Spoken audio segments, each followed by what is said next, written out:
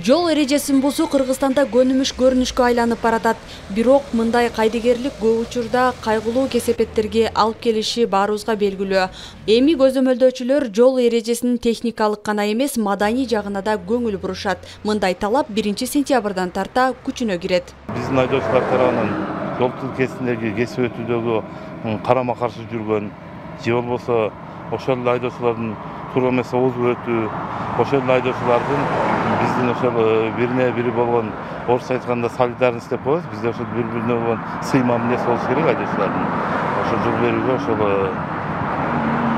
ар бир айдоочу милдеттүү деп ойлойм. Жаңы жобого ылайык жолдо сылыксыздык көрсөткөн айдоочуларга айыппул салынышы мүмкүн. Бул көрүнүштү коомчулук да колдойт. Праваны сатып алган адамдар көп, толтура.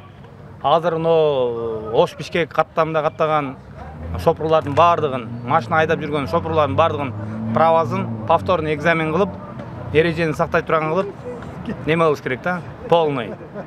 Бир эле правый, левый да эмес, ал машинаны башкарган шопурдан зависит этет.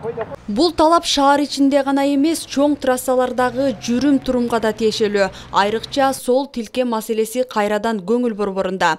Өнүккөн өлкөлөрдө сол тилкенин мыйзамсыз тосулушу үчүн айыппул гана эмес, айдоочулук бал же убактылуу тыюу салынат. Кыргызстанда азырынча бул практикада жаңы башталып жатат.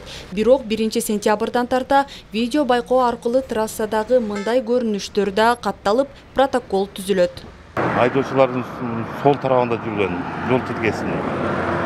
Ошондо дагы айдоочулардын туура эмес ошол арттагы айдоочуларга тоскоол жараткан айдоочуларга биздин ошол жол коопсуздугу бөлүмү тарабынан атайын ушул адистер иштеп чыкты, айыппул салынат. Мен мисалы Аксыдан каттайм да, Аксынын эң жакыны. Мисалы двух сторон жола кээ бир жерлерде бир жагын эки жол кылып койгон.